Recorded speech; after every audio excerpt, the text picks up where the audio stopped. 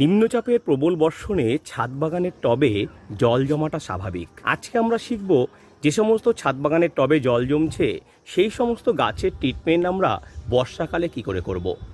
প্রথমেই টবটাকে কাত করে আমাদের সব জল এইভাবে ফেলে দিতে হবে। স্পঞ্জের সাহায্যে যেটুকু জল থাকবে এখানে সেটাকেও আমরা আস্তে আস্তে এরকম শুষে নেব। কপার অক্সিক্লোরাইড সমৃদ্ধ যে কোনো ফাঙ্গিসাইড, আমি ব্লাইটক্স ইউজ করি, সেই ব্লাইটক্স ফাঙ্গিসাইড আমরা এই রকম হাতের মধ্যে নিয়ে এইভাবে আমরা একদম ডাইরেক্টলি টবের মধ্যে ছিটিয়ে দেব।